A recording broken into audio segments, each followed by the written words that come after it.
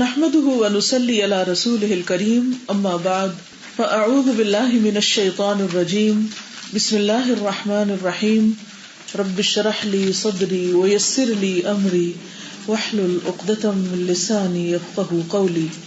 الحديث الثامن امرت ان اقاتل الناس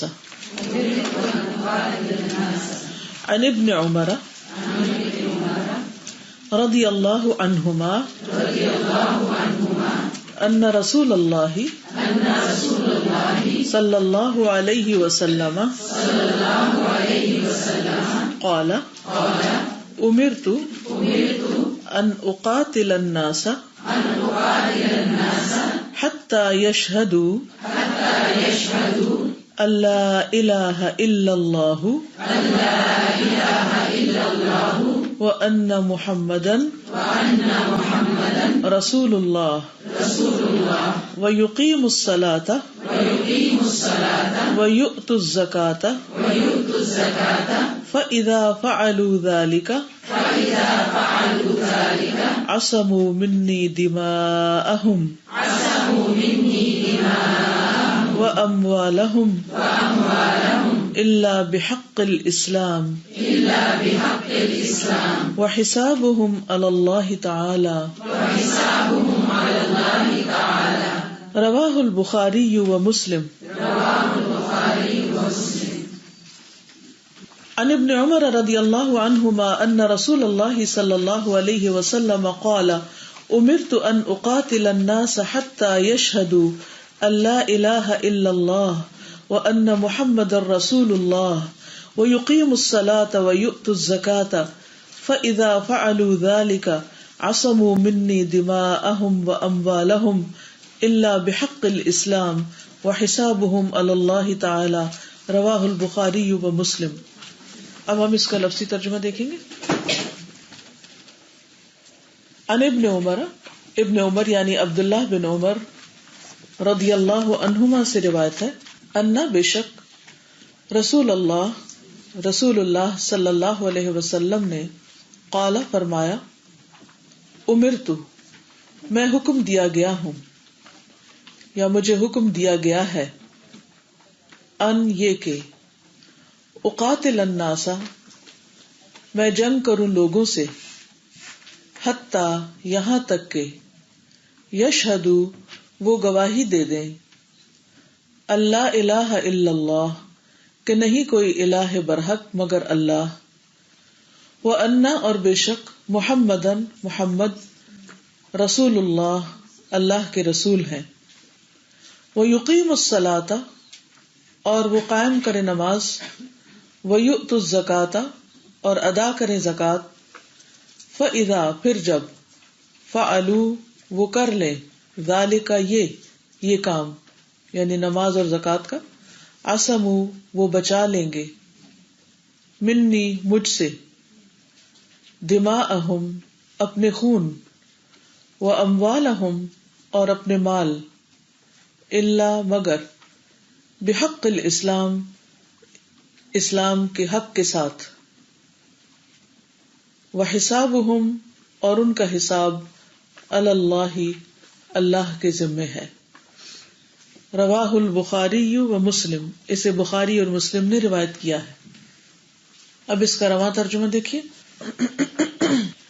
ابن عمر سے روایت ہے کہ رسول اللہ صلی اللہ علیہ وسلم نے فرمایا مجھے حکم دیا گیا ہے کہ میں لوگوں سے جنگ کروں حتیٰ کہ وہ گواہی دے دیں کہ اللہ تعالیٰ کے سوا کوئی سچا معبود نہیں اور محمد صلی اللہ علیہ وسلم اللہ تعالیٰ کے رسول ہیں، نماز قائم کریں اور وہ زکوٰۃ دیں. جب وہ یہ کام کر لیں تو وہ مجھ سے اپنے خون اور اموال محفوظ کر لیں گے سوائے کسی اسلامی حق کے اور ان کا حساب اللہ تعالیٰ کے ذمہ ہوگا. عربی میں حدیث سنیے. اس کی کچھ وضاحت. امرتو مجھے حکم دیا گیا ہے. حکم دینے والا کون ہے؟ اللہ سبحانہ وتعالی.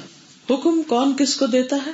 بڑا چھوٹے کو برابر کا ریکویسٹ کرتا ہے اور چھوٹا بھی طلب کرتا ہے یا ریکویسٹ کرتا ہے، حکم نہیں دیتا.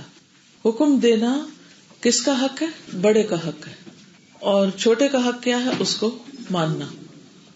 جیسے کل ہم نے پڑھا تھا کس کے بارے میں، ائمۃ المسلمین کے حقوق کے بارے میں، کہ مسلمانوں کے جو امام ہیں ان کا حق کیا ہے. ان کا حق ایک یہ ہے کہ لوگ ان کی بات مانیں، ان کی اطاعت کریں، ورنہ تو لیڈرشپ قائم ہو ہی نہیں سکتی اگر لوگ بات ہی نہ سنیں. تو ہم بات کر رہے تھے امرت کی، کہ مجھے حکم دیا گیا ہے، یعنی اللہ سبحانہ وتعالیٰ نے حکم دیا ہے.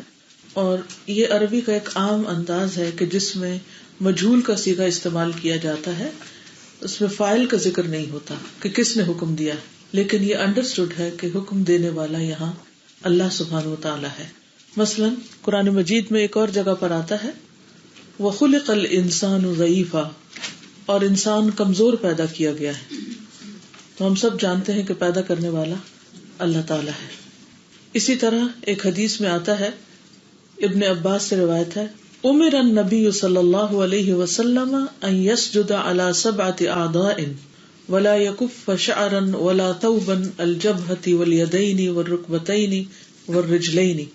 ابن عباس سے روایت ہے کہ نبی صلی اللہ علیہ وسلم کو 7 اعضاء پر سجدہ کرنے کا حکم دیا گیا تھا، یعنی اللہ سبحانہ وتعالیٰ نے آپ کو حکم دیا تھا. بائی دا وے وہ کہیں قرآن میں لکھا ہوا؟ کہیں بھی نہیں لکھا ہوا. یہ وحی کے ذریعے آپ کو حکم ملا جس کو آپ نے بول کر بتایا اور کر کے دکھایا. اور وہ 7 اعضاء کیا ہیں؟ پیشانی ناک سمیت، اور دونوں ہاتھ، دونوں گھٹنے اور دونوں پاؤں. یعنی آپ اس طرح نہیں سجدہ کر سکتے کہ پاؤں اٹھے ہوئے زمین سے، یا یہ ہے کہ صرف انگلیاں ہوں، پورے ہاتھ ٹکانے ہوں گے لیکن کونیاں نہیں لگانی ہوں گی، کیونکہ ہاتھ جو ہیں وہ ہاتھ ہی ہوتے ہیں. اور ساتھ ہی کیا فرمایا، اس طرح یعنی سجدہ اس طرح کروں کہ نہ بالوں کو آپ سمیٹیں، بال بھی نہیں سمیٹنے اس میں. بہت سے لوگ نماز پڑھ رہتے ہیں اور کبھی بال پیچھے کرتے ہیں، کبھی دوپٹہ ٹھیک کرتے ہیں، اور کبھی کپڑے ٹھیک کرنے لگتے ہیں، کبھی قمیض کھینچنے لگتے ہیں، کبھی کچھ. یہ نماز کی خشوع خضوع اور نماز کے ادب کے خلاف ہے. نماز پڑھنے سے پہلے ہی ہر چیز اپنی ٹھیک ٹھاک کر لیں. تو سجدے کا طریقہ یہ بہت اہم ہے، کیونکہ سجدہ جو ہے یہ نماز کا ایک رکن ہے. اگر سجدہ صحیح ادا نہ ہو تو نماز ہی نہیں ہوتی. اور اسی طرح نماز کے اندر جو حرکت کثیر ہے وہ بھی منع ہے. نماز کے اندر غیر ضروری حرکتیں کرنا، بال سمیٹنا، کپڑے سمیٹنا. تو میں کہ اس طرح کہ نہ بالوں کو آپ سمیٹتے نہ کپڑے کو. تو جس طرح آپ کو یونیفارم پہنتے ہیں اور اس میں جہاں پن لگانی ہے، جہاں کچھ باندھنا ہے، کوئی ربن باندھنا ہے یا کوئی بھی چیز، تو وہ سب کچھ باندھ کے سیٹ فٹ کر کے پھر آپ کام پہ نکلتے ہیں. لیکن نماز سے پہلے ہم اس کا اہتمام کیوں نہیں کرتے جبکہ ہم اللہ رب العالمین کے حضور کھڑے ہو رہے ہوتے ہیں؟ تو اس میں نبی صلی اللہ علیہ وسلم کو حکم دیا گیا اور آپ نے اس حکم کی تعمیل کی اور پھر اس حکم پر عمل کر کے ہمیں دکھایا اور ہم سے کیا فرمایا، صلو کما رأیتمونی اصلی، نماز اس طرح ادا کرو جس طرح مجھے ادا کرتے ہوئے دیکھو. ٹھیک ہے. تو بہرحال اس میں بھی آپ دیکھ رہے ہیں کہ مجہول کا صیغہ استعمال ہوا ہے. تو امرتو، مجھے حکم دیا گیا، یعنی اس ارشاد کا حکم کس کے لیے ہے، کس کو حکم دیا گیا ہے یہ کہ وہ ایسا کرے؟ رسول اللہ صلی اللہ علیہ وسلم کو، کہ آپ کو ایسا کرنا ہے. یعنی آپ فرما رہے ہیں کہ میرے رب نے مجھے حکم دیا ہے. اور پھر جیسا میں نے پہلے بھی عرض کیا کہ حکم دینے والا اس سے بڑا ہوتا ہے جس کو حکم دیا جاتا ہے، اور حکم اس لیے دیا جاتا ہے کہ سننے والا اس کو غور سے سنے، جیسے کہا جا رہا ہے اس کے مطابق پھر ایکشن لے، کیونکہ حکم پر عمل کرنا ہوتا ہے. کس چیز کا حکم دیا گیا؟ ان اقاتل الناس، کہ میں قتال کروں لوگوں سے. اب یہاں ایک قتال کا لفظ آ رہا ہے، ایک ہوتا ہے قتل اور ایک ہوتا ہے قتال. قتل کا معنی ہوتا ہے ٹو کل، اور قتال ہوتا ہے دشمنوں کے ساتھ مقابلے میں جنگ کرنا، لڑائی کرنا، قتل کرنا. اور الناس لوگ، تو حضور صلی اللہ علیہ وسلم کے زمانے میں جو لوگ تھے وہ کون تھے؟ مشرکین کی طرف اشارہ ہے یہاں کہ جن سے آپ کو قتال کا حکم دیا گیا تھا. اور یہاں اس کی شرائط بتا دی گئی کہ ان الناس میں کون لوگ آتے ہیں. یعنی الناس مخصوص لوگوں کی طرف اشارہ ہے. اس کا یہ مطلب نہیں کہ آپ کو یہ حکم دیا گیا کہ آپ جس سے چاہیں اٹھ کے جنگ چھیڑ دیں. نبی صلی اللہ علیہ وسلم کی زندگی کے پہلے 13 سال کہاں گزرے؟ مکہ میں. آپ کے اوپر ہر طرح کے ظلم و ستم کیے گئے، لیکن آپ کو صبر کا حکم دیا گیا اور آپ کے ساتھیوں کو بھی. اور جوابی حملے کی بھی اور جوابی کارروائی کی بھی اجازت نہیں تھی، حالانکہ وہ ان کا حق بنتا ہے ایک طرح سے، لیکن کہا گیا کہ نہیں، صبر کرو، کیونکہ آپ کا معاملہ ناسمجھ لوگوں کے ساتھ ہے. جب آپ مدینہ تشریف لے آئے تو کیا آپ مدینہ سے مکہ لڑنے کے لیے گئے تھے؟ جنگ بدر میں کون آئے تھے لڑنے؟ مشرکین خود آئے تھے. جنگ احد میں کون آیا تھا؟ مشرکین آئے تھے. خندق میں کون آیا تھا؟ جنگ عذاب جس کو کہا جاتا ہے. اس کے بعد آپ صلی اللہ علیہ وسلم فتح مکہ کے لیے جاتے ہیں. بتائیے کتنے لوگوں کو مار کے آتے ہیں؟ سوائے چند ایک وہ ایسے مجرم تھے کہ جن کو ختم کرنا ضروری تھا، ورنہ فتنہ فساد پھیلتا. کیونکہ اس حدیث کو بعض لوگ اسلام کے خلاف استعمال کرتے ہیں کہ دیکھیے آپ کا تو لکھا ہوا ہے کہ بس میں قتل کرتا جاؤں لوگوں کو جب تک کہ لوگ لا الہ الا اللہ نہ پڑھ لیں. اس کا مطلب یہ ہے کہ اگر کوئی لا الہ الا اللہ نہیں پڑھتا تو اس کو مار ڈالو. کیا اس کا یہ مطلب ہے؟ نہیں، یہ مطلب نہیں ہے. اور نہ ہی نبی صلی اللہ علیہ وسلم نے ایسا کیا کہ جس کو دیکھا اس گلا اتار دیا، اور نہ صحابہ کرام نے ایسا کیا. بلکہ اگر کسی موقع پر غلطی سے بھی ایسا کیا کہ کسی نے لا الہ الا اللہ پڑھا اور اس کو مار دیا گیا تو نبی صلی اللہ علیہ وسلم سخت ناراض ہوئے. تو قتل کی بھی شرائط ہوتی ہے، یعنی کسی شخص کو کسی کی جان لینے کا حق نہیں مگر کچھ شرائط کے ساتھ. ان کا ذکر بعد میں آئے گا. اسی طرح جنگ کی بھی کچھ شرائط ہیں.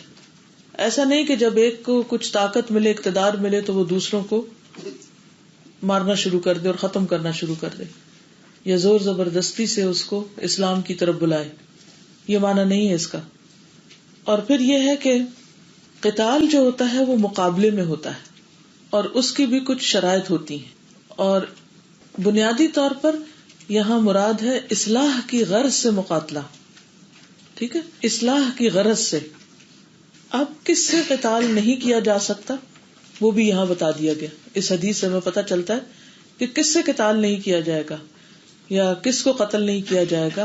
حتی یشہدوا اللہ الہ الا اللہ، لا الہ الا اللہ پڑھنے والے کو قتل نہیں کیا جا سکتا جو شہادتین کا اقرار کرے، وان محمد الرسول اللہ، اور نماز قائم کرے، ویقیم الصلاۃ، اور ویؤت الزکوٰۃ، اور وہ زکوٰۃ ادا کرے. یعنی ادا کرے کس کو؟ مستحقین کو زکوٰۃ دے. ٹھیک ہے. پھر اگر وہ ایسا کر لیں تو اس سے ان کے جان و مال محفوظ ہو جائیں گے. تو اس کا مطلب یہ ہے کہ اگر کوئی شخص دائرہ اسلام میں داخل ہو جاتا ہے تو اس کی جان اور مال محفوظ ہو جاتا ہے. دوسرے مسلمانوں پر اس کا خون حرام ہوتا ہے بغیر کسی وجہ کے، اور وہ وجہ بھی بتا دی گئی کہ کون کون سی وجوہات کی بنا پر جان لی جا سکتی. ادروائز جان محترم چیز ہے. پچھلی حدیث میں خیرخواہی کی بات کی گئی، یہاں پر بوقت ضرورت اگر جنگ کی نوبت آتی ہے یا قتل کی نوبت آتی ہے تو اس کی شرائط بتا دی گئی. اور پھر ساتھ ہی کیا فرمایا؟ فَإِذَا فَعَلُوا ذَلِكَ عَصَمُوا مِنِّي دِمَاءَهُمْ وَأَمْوَالَهُمْ إِلَّا بِحَقِّ الْإِسْلَامِ، مگر اسلام کے حق کے ساتھ. یعنی یہ ایکسپشنل چیز ہوگی کہ اپنی جانوں اور مالوں کے بچا لینے کے بعد ان پر واجب ہے کہ وہ دین کے مطالبات کو پورا کریں، اور اگر وہ نہیں کریں گے تو پھر ان کی جان یا مال کا حساب ہوگا. مثلاً وہ کون سا ہے حق جو دیا گیا ہے؟ اگر کوئی شادی شدہ شخص زنا کرے اور وہ اسلامی حکومت ہو تو وہاں اس پر اگر وہ جرم ثابت ہو جائے تو پھر اس کو سنسار کیا جا سکتا ہے. اسی طرح اگر کوئی قبول ایمان کے بعد مرتد ہو جائے اور اس پر یہ چیز ثابت ہو جائے، اس کو توبہ کی طرف بلایا جائے اور وہ توبہ نہ کرے، لیکن یہ سب کچھ انڈیویجولز نہیں کر سکتے.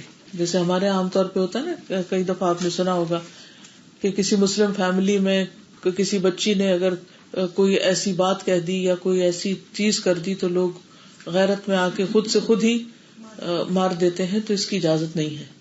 ٹھیک ہے نا. اس کے لیے پوری شرائط ہے کہ وہ جرم ثابت ہو اور پھر اس کی اصلاح کے لیے کوشش کی جائے. پھر یہ بھی دیکھا جائے کہ اس میں خود ماں باپ کتنے قصوروار ہیں کہ وہ بچہ کسی ایک ایسی نوبت کو پہنچا. یعنی اگر ساری زندگی ماں باپ خود غفلت میں بسر کرتے رہے ہیں اور انہوں نے بچوں کی تربیت کا حق ہی ادا نہیں کیا اور صرف کوئی بات اپنی مرضی یا دین کے خلاف دیکھی تو اٹھ کے مار ڈالا، تو اس کا انہیں حق نہیں ہے. ایسی چیزوں سے پرہیز کرنا چاہیے. وَحِسَابُهُمْ عَلَى اللَّهِ، اور ان کا حساب اللہ کے ذمہ، یعنی باطن کا حساب اللہ کے ذمہ. ظاہری طور پر اگر کوئی لا الہ الا اللہ پڑھ رہا ہے یا نماز پڑھ رہا ہے یا زکوٰۃ دے رہا ہے تو ہم اس کو مسلمان ہی سمجھیں گے. اسی وجہ سے آپ دیکھیے کہ مدینہ میں بہت سے لوگ منافق تھے، وہ لا الہ الا اللہ پڑھتے تھے لیکن دل سے نہیں مانتے تھے یا ان کا عمل اس کے مطابق نہیں تھا. نمازوں میں بھی ڈنڈی مارتے تھے. قرآن مجید میں اس گروہ کو واضح طور پہ بیان کیا گیا، وَمِنَ النَّاسِ مَن يَقُولُ آمَنَّا بِاللَّهِ وَبِالْيَوْمِ الْآخِرِ، لوگوں میں سے بعض ایسے ہیں کہ ہم اللہ پر اور یوم آخرت پر ایمان رکھتے ہیں. وَمَا هُم بِمُؤْمِنِينَ، حالانکہ وہ مومن نہیں. تو کیا نبی صلی اللہ علیہ وسلم نے مدینہ کے منافقوں سے کوئی جنگ کی تھی کہ یہ اوپر اوپر سے کہہ رہے ہیں اور ان کے دل میں کوئی اسلام نہیں ہے؟ ایسا کچھ بھی نہیں تھا. اگر ان کے دل میں کفر بھی تھا تو بھی ان کی طرف سے آنکھ بند کر لی گئی. اگر انہوں نے نبی صلی اللہ علیہ وسلم کے خلاف کوئی سازشیں بھی کی تب بھی ان کو معاف کر دیا گیا. وہ ہمیشہ کے لیے ایک سردردی تھے، لیکن ہر معاملے میں درگزر اور برداشت سے کام لیا گیا اور کسی بھی موقع پر کوئی جوابی کارروائی میں کوئی بد اخلاقی بھی نہیں کی گئی. کہ اگر عبداللہ بن ابی کوئی ایسی حرکت کر رہا ہے کہ جو مسلمانوں کو غصہ دلا رہی ہے تو نبی صلی اللہ علیہ وسلم نے اتنی بھی اجازت نہیں دی کہ اٹھ کے اس کو پکڑ کے ایک طرف ہی کر دیں یا چپ کرا دیں. یعنی ہمارا دین ہمیں اس درجہ با اخلاق بناتا ہے کہ ہمیں اگر ثابت بھی ہو جائے کہ کوئی شخص انتہا درجے کا دھوکے باز ہے یا انتہا درجے کا غدار ہے یا بے وفا ہے تو اس کے ساتھ بھی اخلاق سے پیش آنا ہے. لیکن کیا حال ہے ہم مسلمانوں کا کہ آپس میں چھوٹی چھوٹی باتوں پر جب اختلاف ہوتا ہے تو بھری مجالس میں بعض اوقات بدتمیزی پہ اتر آتے ہیں، بعد میں بیک بائٹنگ شروع کر دیتے ہیں اور ہم سمجھتے کہ یہ ہمارا حق ہے کہ ہم جس کے بارے میں جو چاہیں کریں، اور ہم لوگوں پر حتیٰ کہ بعض اوقات منافق کے فتوے لگانے لگے. بڑی محفلوں میں کہنے فلاں فلاں تو منافق. ان چیزوں سے پرہیز کرنا چاہیے کیونکہ باطن کا معاملہ اللہ کے سپرد ہے. کیا فرمایا گیا؟ وَحِسَابُهُمْ عَلَى اللَّهِ، اللہ ہی ان کا حساب لینے کے لیے کافی. اگر وہ ظاہر میں ٹھیک ہے تو ہمیں ہر ایک سے معاملہ کس کے مطابق کرنا ہے؟ ظاہر کے مطابق. وہ زبان سے کہتا ہے چاہے ہمیں پتا بھی ہو کہ یہ جھوٹ بول رہا ہے تب بھی ہم نے اپنی معلومات کو ایک طرف رکھ کے اس کے ظاہر کو لینا ہے کہ ٹھیک ہے یہ کہتا ہے لا الہ الا اللہ تو مسلمان ہی ہوگا. ہم کسی کلمہ گو کو مسلمان ہونے کا جو دعویٰ کرے اس کے اوپر ایسے فتوے یہ منافق ہے یہ فلاں نہیں لگائیں گے. اس میں انسان کو اللہ سے ڈرنا چاہیے اور ان کا معاملہ اللہ پہ چھوڑ دینا چاہیے. تو بنیادی طور پہ بتایا یہ گیا ہے کہ جو شخص توحید اور رسالت کا اقرار کرے، نماز اور زکوٰۃ کا پابند ہو تو شرعی طور پر اس کا خون اور مال محفوظ ہو جاتا ہے اور کسی کو اس کے خلاف کارروائی کرنے کی اجازت نہیں ہوتی. جیسے قرآن مجید میں آتا ہے نا کہ فخلوا سبیلہم، ان کا راستہ چھوڑ دو، کہ وہ اللہ کا کلام سن لیں اور اگر وہ اپنی زبان سے اقرار کرتے ہیں کہ ہم بھی اس کو مانتے ہیں تو ان کو کچھ نہ کہو. حتیٰ کہ اگر میدان جنگ میں یعنی مسلمانوں اور کفار کے درمیان اگر جنگ ہو رہی ہے، جیسے جنگ بدر تھی یا جنگ احد تھی، تو اس کے درمیان میں بھی اگر ان کی فوج کا کوئی شخص یہ کہہ دیتا ہے لا الہ الا اللہ تو اسی وقت تلوار روکنی ہوگی. صرف زبان کے کہنے پر ہاتھ روک لیا جائے گا عین میدان جنگ میں بھی. اور اس کے بارے میں آپ جانتے ہیں جیسے اسامہ بن زید ایک مرتبہ ایک کافر پہ غالب آ گئے، وہ اسے قتل کرنے کے قریب تھے کہ اس نے لا الہ الا اللہ پڑھ دیا، لیکن انہوں نے سوچا کہ یہ تو اس وقت مجھ سے بچنے کے لیے لا الہ الا اللہ پڑھ رہا ہے، تو وہ شدت جذبات میں تھے، انہوں نے قتل کر دیا کہ محض جان بچانے کے لیے کہہ رہا ہے. اور واپس آ کر نبی صلی اللہ علیہ وسلم کو سارا ماجرا سنایا تو آپ نے فرمایا کیا تم نے اسے کلمہ پڑھنے کے بعد قتل کر دیا؟ کیا تم نے اسے کلمہ پڑھنے کے بعد قتل کر دیا؟ اور آپ نے یہ جملہ اتنی بار دہرایا کہ اسامہ اتنے پریشان ہوئے کہ کاش میں اس سے پہلے مسلمان نہ ہوتا اور آج ہوتا اور میرے گناہ معاف کر دیے جاتے. تو انہوں نے اگر عذر پیش کرنے کی کوشش بھی کی کہ یا رسول اللہ اس شخص نے صرف جان بچانے کے لیے پڑھا تھا، تو آپ نے فرمایا تو نے اس کا دل چیر کے کیوں نہ دیکھ لیا پھر کہ وہ صدقے دل سے پڑھ رہا ہے یا جان بچانے کے لیے پڑھ رہا ہے. آپ نے یہ بات جب دہرائی تو انہوں نے تمنا کی کہ کاش میں اس سے پہلے مسلمان ہی نہ ہوا ہوتا. تو اس سے یہ پتہ چلتا ہے کہ جو شخص لا الہ الا اللہ پڑھ لیتا ہے اور اسلامی احکام پر کاربند ہو جاتا ہے تو اس کا خون اور جان مال جو ہے وہ محفوظ ہوگا. کسی مسلمان کو حق نہیں کہ وہ اس کی جان لے یا اس کے مال کو چھین لے اس سے. لیکن اگر کوئی شخص یہ سب کچھ یعنی ایک اسلامی حکومت کے اندر ہے اور پھر وہ بغاوت کر دیتا ہے، جیسے کہ حضرت ابوبکر صدیق کے دور میں ہوا تھا کہ نبی صلی اللہ علیہ وسلم کی وفات کے بعد بہت سے لوگ ایک دم مرتد ہو گئے تھے، اور اس کا نقصان کیا ہوا کہ جب ایک قبیلہ ہوا اس نے زکوٰۃ دینے سے انکار کیا تو دوسرا، اور دوسرے کو دیکھ کے تیسرا، اور اس سے ایک بہت بڑا فتنہ اسلامی حکومت میں اٹھنے لگا. تو یہ لوگ باغی تھے دراصل. تو حضرت ابوبکر صدیق نے اسی حدیث پر عمل کرتے ہوئے ان سے جنگ کی تھی. یہ حدیث انہوں نے دلیل کے طور پر پیش کی تھی. دوسرے صحابہ ریلکٹنٹ تھے کہ یہ لوگ چونکہ لا الہ الا اللہ پڑھ رہے ہیں لیکن زکوٰۃ نہیں دے رہے اور زکوٰۃ کا انکار کر رہے ہیں، تو کیا ہم ان کے خلاف کوئی جنگی کارروائی کر سکتے ہیں؟ کیونکہ وہ کثیر تعداد میں تھے، یعنی کثرت سے لوگ اس طرح مرتد ہو گئے تھے. اس پر انہوں نے کہا کہ اسی حدیث کو دلیل بنایا. اگر وہ لا الہ الا اللہ نہیں، لا الہ الا اللہ کے علاوہ نماز اور زکوٰۃ دونوں کی پابندی کریں تو وہ اپنے جان مال بچا سکتے ہیں، ورنہ ان کے اس ارتداد پر ان کے خلاف مقابلہ کیا جا سکتا ہے. پھر اسی طرح ہم دیکھتے ہیں کہ ایک اور واقعہ بھی ہے. حضرت جندب بن عبداللہ البجلی کا بیان ہے کہ ایک دفعہ نبی صلی اللہ علیہ وسلم نے مسلمانوں کا ایک دستہ مشرکین کے مقابلے کے لیے روانہ کیا. لڑائی میں ایک مشرک بڑا بہادر اور نشانہ باز تھا. وہ جس مسلمان پہ جھپٹتا اسے قتل کر دیتا. تو ایک مسلمان نے جا کے اس کو پکڑ لیا اور جو ہی تلوار اٹھائی تو اس نے لا الہ الا اللہ پڑھ لیا، لیکن مسلمانوں نے اسے قتل کر ڈالا. اب یہ کہ مسلمانوں کو بعد میں فتح ہوگی اوور آل. تو جو شخص نبی صلی اللہ علیہ وسلم کو مدینہ میں فتح کی خوشخبری دینے کے لیے آیا تو یہ واقعہ بھی بیان کیا اس نے. آپ نے قاتل کو بلایا اور اس سے پوچھا کہ تم نے ایسا کیوں کیا، اور اس سے سخت ناراض ہوئے. تو پوچھا کہ تم نے اس کو لا الہ الا اللہ پڑھنے کے باوجود قتل کر دیا. تو انہوں نے کہا کہ یا رسول اللہ صلی اللہ علیہ وسلم، مجھ سے غلطی ہوئی ہے، آپ میری بخشش کی دعا فرمائیے. لیکن آپ بار بار یہی کلمہ دہراتے رہے کہ تم قیامت کے دن کیا کرو گے، تمہارا کیا بنے گا کہ تم نے ایک کلمہ گو کو قتل کر دیا. بار بار یہ فرماتے تھے، تم قیامت کے دن کیا کرو گے، کیا تم نے ایک کلمہ گو کو قتل کر دیا، تمہارا کیا بنے گا.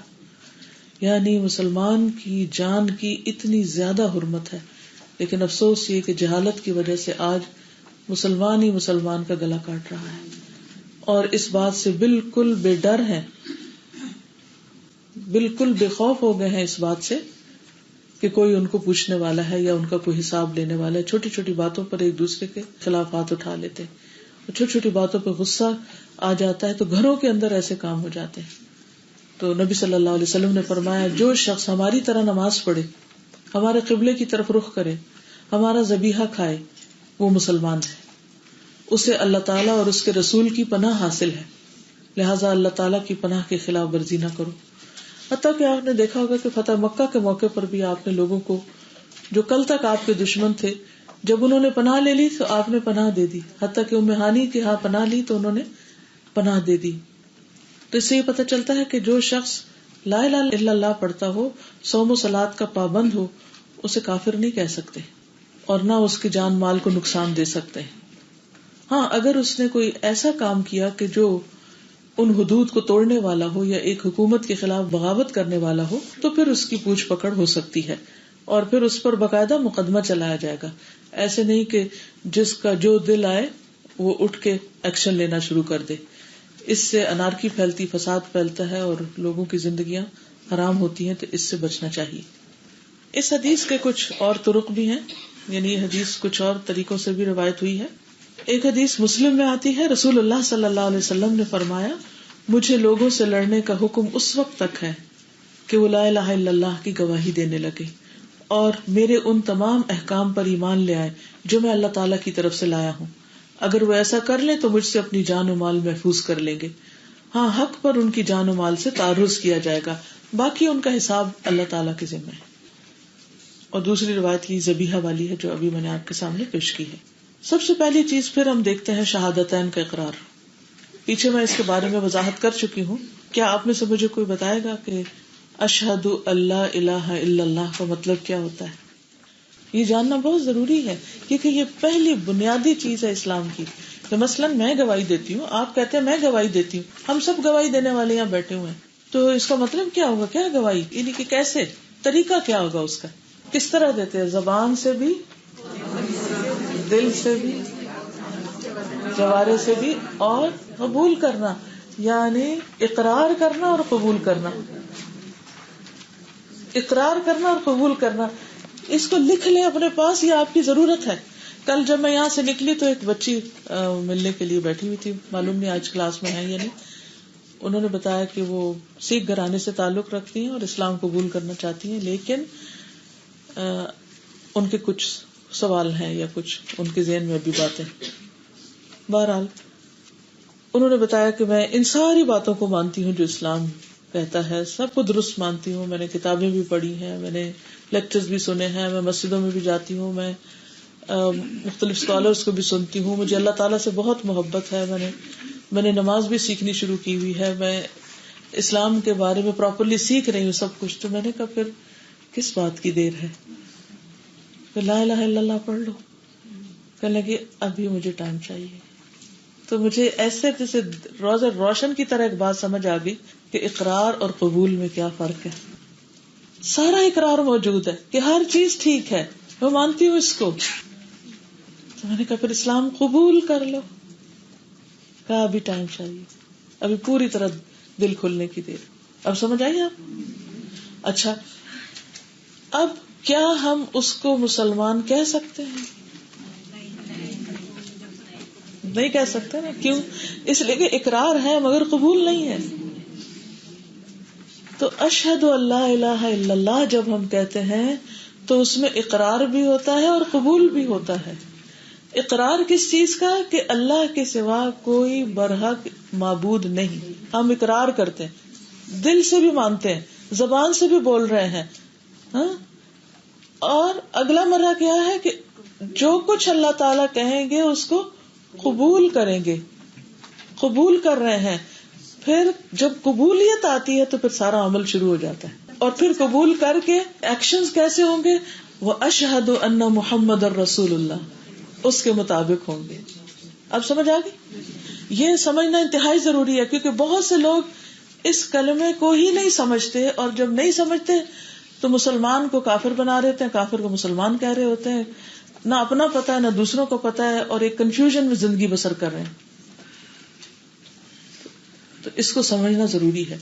اور جیسے آپ فرما رہی نا کہ ابو طالب جو تھے وہ اقرار کرتے تھے، لیکن جب آپ صلی اللہ علیہ وسلم نے آخری وقت میں بھی ان کے سامنے پھر یہ کلمہ رکھا تو انہوں نے قبول نہیں کیا. تو اقرار بھی اور قبول بھی، زبان سے اقرار، دل سے یقین، اور پھر عمل سے اسے عملی طور پہ قبول کر لینا. اور پھر قبول کرنے کے بعد کہنا کہ وہ اشہد ان محمد الرسول اللہ، کہ محمد صلی اللہ علیہ وسلم اللہ کے رسول ہیں، ان کے ذریعے یہ پیغام مجھ تک پہنچا ہے، اور جو اب وہ مجھے کرنے کے لیے کہیں گے میں اس کو مانوں گی. تب دین مکمل ہوتا ہے. یہ ہے شہادتین. اور کس بات کا اقرار؟ کہ اللہ کے سوا کوئی معبود برحق نہیں، اسی کی عبادت حق ہے، اور اس کے سوا سب کی عبادت باطل ہے، کسی اور کی عبادت نہیں کرنی.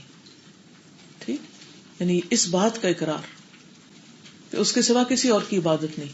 اگر کوئی اللہ کی عبادت بھی کرے اور دوسروں کے در پہ بھی جا کے سجدہ کرے تو اس کا ایمان ناقص ہے، وہ شرک کر رہا ہے. مثلاً کوئی اللہ کو سجدہ کرتا ہے اور کسی قبر کو بھی سجدہ کرتا ہے، تو کیا یہ درست ہے؟ کوئی اللہ سے بھی دعا مانگتا ہے اور مردوں سے بھی دعا مانگ رہا ہے یا بزرگوں سے دعا مانگ رہا ہے، تو کیا یہ توحید پر ہے ایسا شخص؟ یہ کہنا ضروری ہے کہ اللہ ہی برحق ہے اور اس کے سوا سب باطل. لا الہ، ایک آغاز ہی کہاں سے ہو رہا ہے؟ لا الہ الا اللہ، ان اعبدوا اللہ واجتنبوا الطاغوت.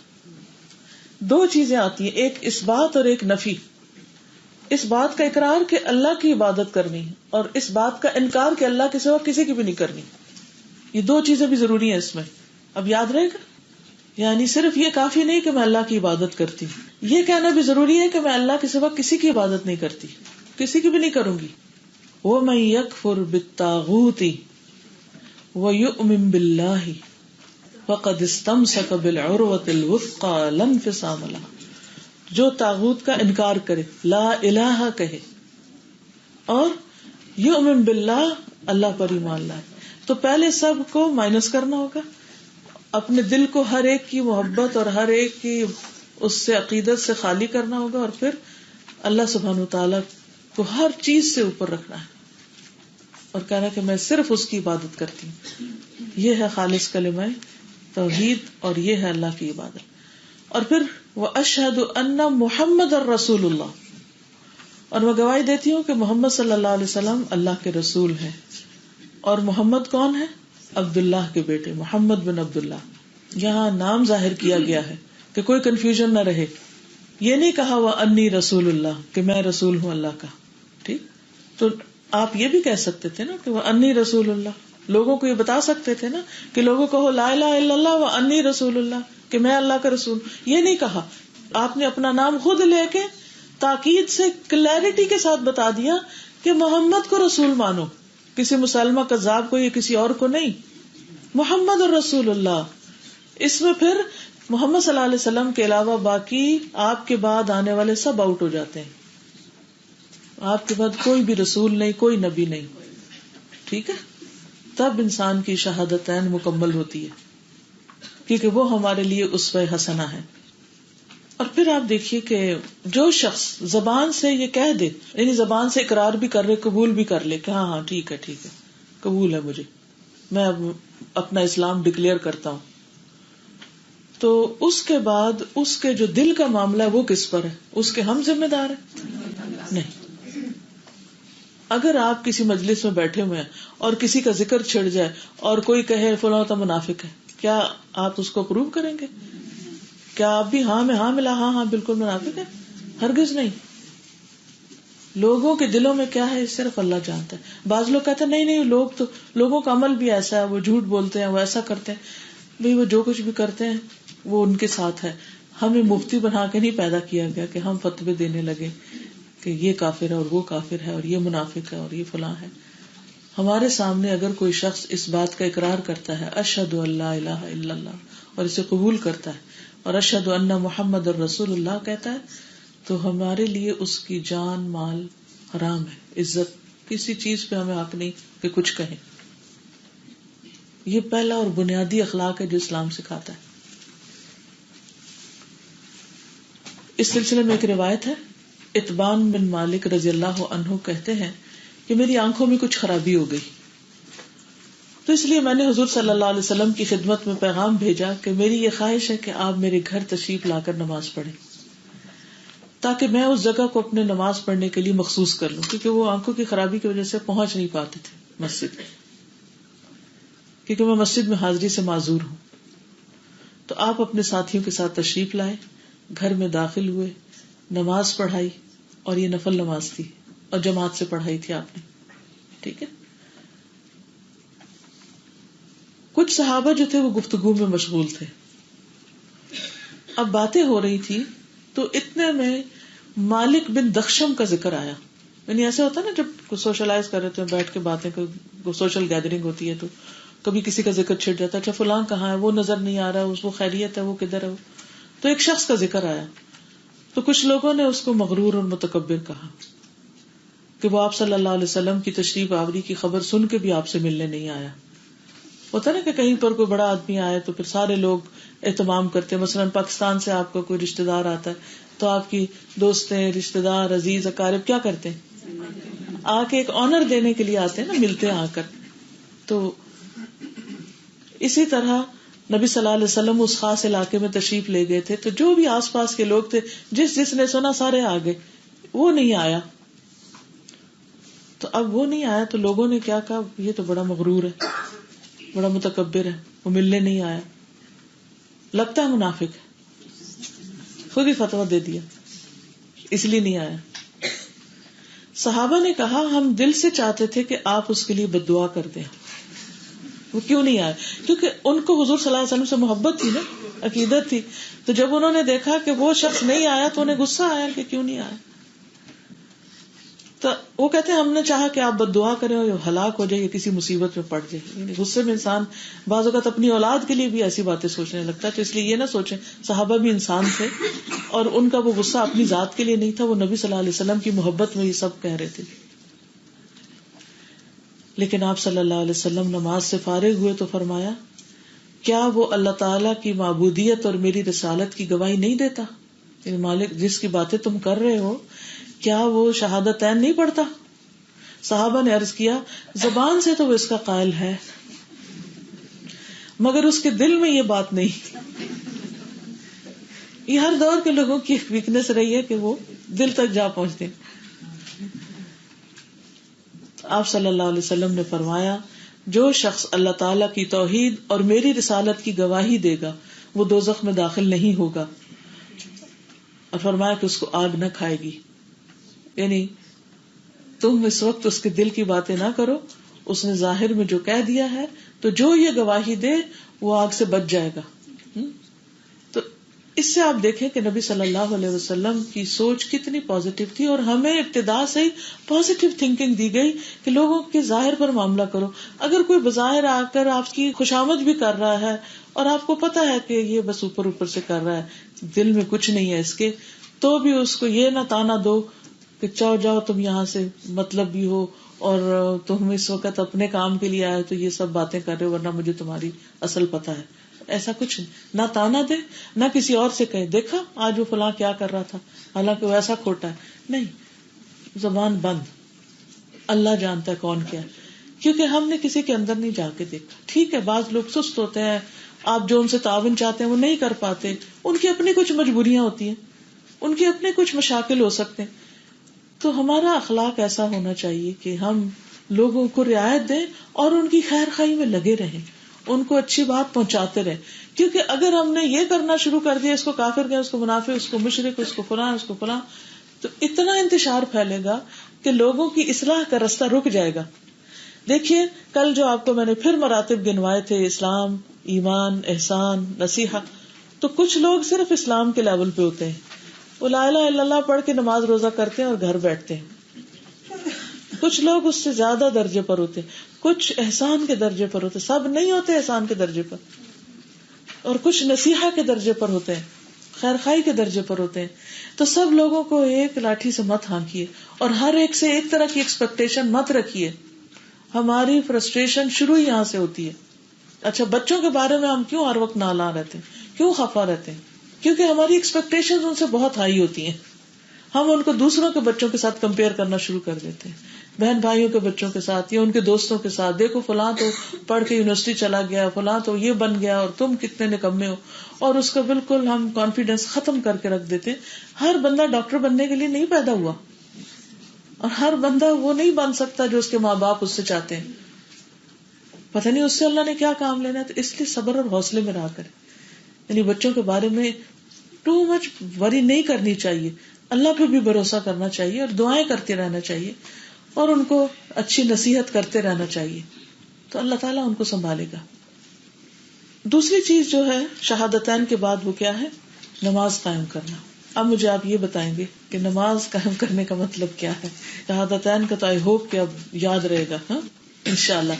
نماز قائم کرنے کا مطلب کیا ہے آپ بتائیے جی. اس کے ارکان، واجبات، شرائط، مکملات، ان سب کے ساتھ اس کو ادا کرنا. آپ میں سے کوئی بتائے گا کہ وہ ہیں کیا؟ مثلاً کیا ہے شرائط، کیا ہے نماز کے صحیح ہے؟ کیا بتائیے. جسم کا پاک ہونا، کپڑوں کا پاک ہونا، جگہ کا پاک ہونا، شابش. قبلہ کی طرف رخ کرنا، وہ پاک ہونے میں آگے. وقت کے اندر ادا کرنا، یہ اس کی شرائط ہے.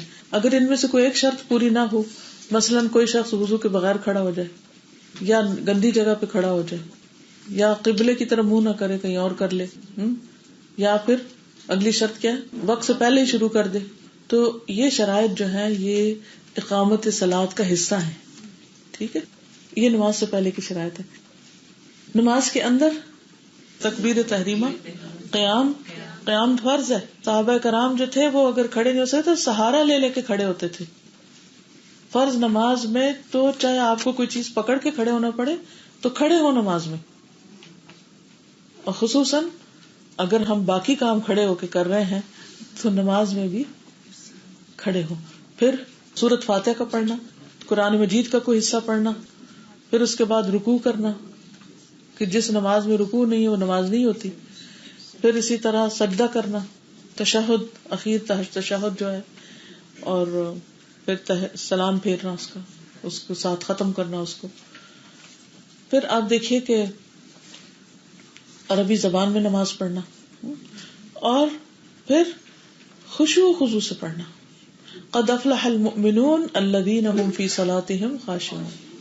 دیکھیے اصل میں نماز ہمیں کیا سکھاتی کہ ہم کسی وقت چین میں بھی آئیں،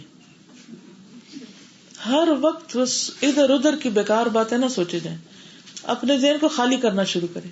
دن میں 5 دفعہ پریکٹس ہے ذہن خالی کرنے کی. فوکس کرو، نکالو، چھوڑو، یہ نہ سوچو، جانے دو، اس کو رہنے دو.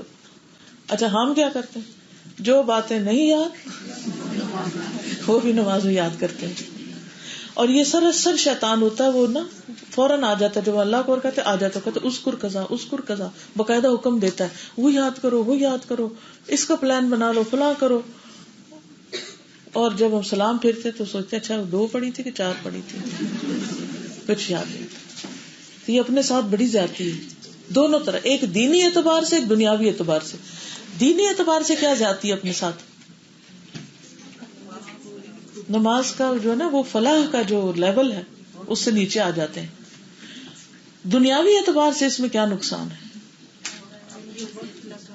ہاں جی، وہ وقت وغیرہ تو لگا، لیکن ہمارا مائنڈ اوور ایکٹیو، ہر وقت ہمارے جو باڈی ہے وہ ٹینس، اور ہم اپنے آپ کو سوچ کے فضول باتوں میں ایگزاسٹ کر دیتے. تو یہ اصل میں ریلیکسیشن پیریڈ ہوتا ہے کہ بس ایک اپنے رب کی طرف متوجہ ہو جاؤ. اور ہم زبان سے بھی کہہ دیتے انی وجہت وجہیہ للذی فطر السماوات والارض حنیفا وانا من المشرکین، اور کر اس کے برعکس رہے ہوتے ہیں. اس لیے مینٹلی، فزیکلی، اسپرچولی آپ ریلیکس کرتے ہیں نماز میں، ایک طرح سے اپنے رب کی طرف متوجہ ہوتے ہیں. لیکن اس کے لیے ہمیں صرف کوشش کی ضرورت ہے، پریکٹس کی، اور ایکٹیولی اور کانشیسلی الرٹ ہو کے اس پریکٹس کی ضرورت ہے. اور ایسا نہیں کہ یہ ناممکن ہے، اگر ناممکن ہوتا تو ہمیں کہا ہی نہ جاتا. اچھا اس میں ایک چیز ہے کہ ایسا ہوتا ہے کہ کوشش کے باوجود بھی آپ نہیں کر پاتے، بعض اوقات نا ایسا ضرور ہوتا ہے. لیکن اس میں چلے دوسری چیزیں آپ کو اگر ڈسٹرب کرتی بھی ہیں، اب مثلا اس وقت آپ پوری طرح فوکسڈ ہے کہ وہ ٹیلی فون کی آواز نے آپ کا ایک لمحے کے لیے آپ کا دھیان گیا نا ادھر، آپ اس کو اوائڈ نہیں کر سکتے تھے کہ آپ کو میں نے سنی نہیں آواز، یہ نہیں ہو سکتا، آپ سنیں گے. لیکن آپ اس کو کیا کریں گے؟ کیا کیا آپ نے سن کے؟ اندر ہی ریجیکٹ کیا نا، نہیں یہ نہیں سننی مجھے، کہا نا اپنے آپ کو، کہا کہ نہیں کہ نہیں یہ نہیں سننی، نہیں میں جو سن رہی ذرا وہ سن لوں کیا بات ہو رہی ہے. ٹھیک ہے. اسی طرح نماز میں بھی آپ اس کو ریجیکٹ کر دیں گے کہ نہیں مجھے اور باتیں نہیں سوچنی، مجھے ادھر نماز پڑھ رہی ہوں. اچھا آپ میں سے کون ڈرائیونگ کرتا ہے؟ ماشاء اللہ بریو لیڈیز. اچھا ڈرائیونگ کرتے ہوئے آپ کی سب سے زیادہ کنسنٹریشن کس بات پہ ہوتی ہے؟ روڈ پر کیا کر رہے ہوتے ہیں؟ نہ آپ کسی کو ہٹ کریں نہ کوئی آپ کو کرے، اور جو رولز اینڈ ریگولیشنز ہیں اس کے مطابق آپ چلتے جائیں.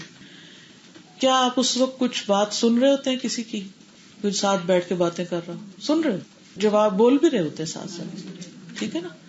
کوئی ایکشنز بھی کر رہے ہوتے ہیں، اسٹیئرنگ پہ ہاتھ ہوتا ہے، کبھی رائٹ موڑ رہے ہوتے ہیں، کبھی بریک لگا رہے ہوتے ہیں، کبھی اسٹیئرنگ پہ کر رہے ہوتے ہیں نا ساتھ میں. یہ سب کچھ چل رہا ہے. نماز میں بھی ہم ایکشنز بھی کر رہے ہیں، ہاتھ ہل رہے ہیں، رکوع میں جا رہے ہیں، اٹھ رہے ہیں، بیٹھ رہے ہیں. ٹھیک ہے. کوئی گھر میں ادھر ادھر بول رہا ہے، وہ بھی کان میں آواز آ جاتی ہے. اور ساتھ ہم پڑھ بھی رہے ہوتے ہیں جو بھی نماز کی چیزیں ہوتی ہیں. لیکن سب سے زیادہ ہمارا دھیان کدھر ہونا چاہیے؟ اللہ کی طرف. یعنی بیک وقت کئی چیزیں ہو رہی ہیں لیکن دل اللہ کی طرف لگا ہوا ہے، بس یہ چاہیے آپ سے، یہ ہے خشوع.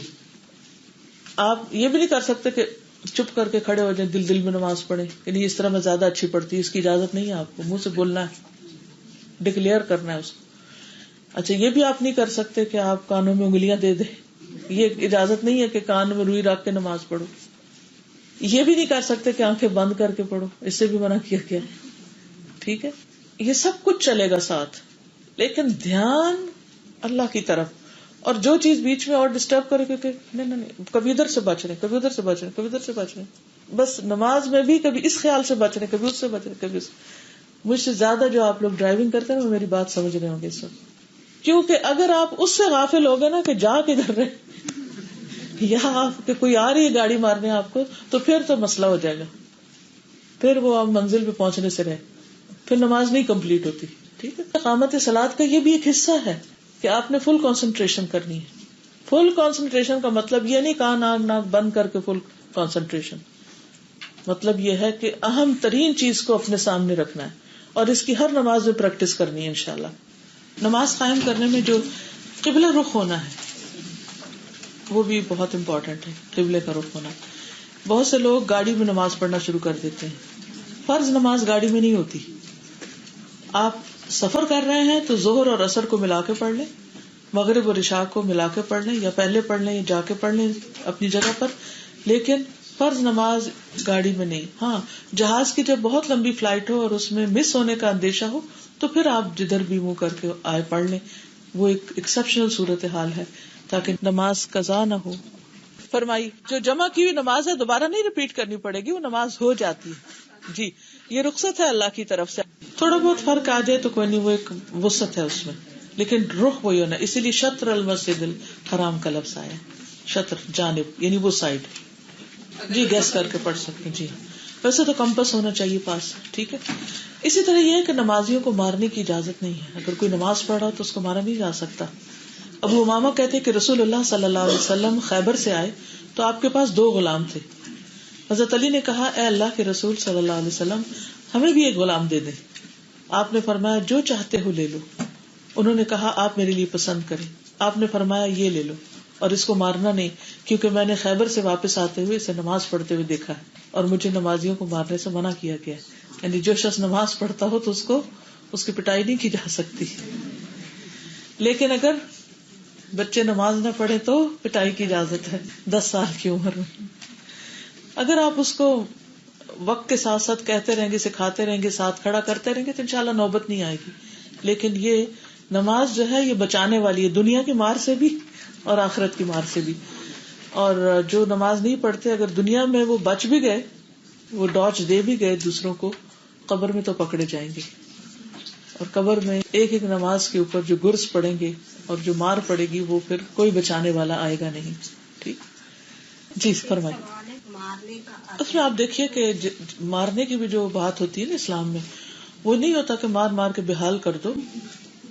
جیسے عورت کو مارنے کا ذکر آتا ہے قرآن مجید میں, تو اس کا کیا مطلب ہے؟ نہ منہ پہ مار سکتے ہیں, نہ ہی سخت مار سکتے ہیں. تو پھر پوچھا گیا کہ کیا مارنا ہے, تو کہا جیسے ایک مسواک ہوتا ہے اس کے ساتھ جیسے ایسے فٹ کرتے. تو بچے جب بات نہیں مانتے کبھی, اور کبھی آپ کو غصہ آتا ہے تو آپ چمڑی تھوڑی ادھیڑ دیتے ہیں, آپ کیا کرتے ہیں؟ اٹھتے ہو کہ نہیں, اٹھو, ایسے جیسے دھپ سے نہیں لگا دیتے. تو اس لیے کہ ہر چیز کا اپنا ایک افیکٹ ہوتا ہے. جب کسی کو زبان سے ایک بات کہتے ہیں اس کا اور افیکٹ ہوتا ہے, کسی کو صرف آنکھ دکھاتے ہیں تو اس کا اور افیکٹ ہوتا ہے, اور کسی کے اگر تھوڑا سا اس کو لگا دیتے ہیں تو وہ اس کی تاثیر بڑھ جاتی ہے. آپ پریکٹیکل ایکٹیویٹی کر کے دیکھ سکتے ہیں. جی ہاں, بالکل بالکل, وہ بھی اس میں. تو وہ ساری چیزیں ہیں, لیکن یہ آخری درجہ ہے. اچھا, اس میں بعض اوقات لوگ کہتے ہیں اسلام یہ کہتا ہے کہ مارو بچوں کو, یہ کچھ, اور یہاں تو مارنا منع ہے. مارنا منع ہونے کے باوجود عورتوں کی پٹائی کیوں اتنی ہوتی ہے, اور کیوں گھروں میں حتیٰ کہ مرد بھی پٹ رہے ہیں. طرح طرح کے واقعات آپ سنتے ہوں گے. تو کہنے کی باتیں اور ہوتی ہیں لیکن پریکٹیکل لائف کچھ اور ہوتی ہے. اسلام بہت پریکٹیکل دین ہے. آج اگر دنیا میں ہم اپنے بچوں کے اوپر اتنا ڈسپلن نہیں کریں گے کہ وہ نماز پڑھیں, تو کل وہ ہمارے دامن پکڑیں گے, کہیں گے آپ نے ہمیں کیوں نہ کہا, آپ مار لیتے ہمیں, یہ مار تو نہ پڑتی. ٹھیک ہے نا. تو اس لیے مارنے سے مراد ان کو کوئی ایسی ضرب لگانا نہیں ہے کہ جس سے کوئی نقصان ہو, یا کچھ ایسی چیز ہے کہ جس سے وہ کام کرنے کے قابل ہو جائے. اور انسان کو بعض اوقات ایک ایکسٹرا پش دینی پڑتی, جیسے کہتے ہیں نا پش کرنا.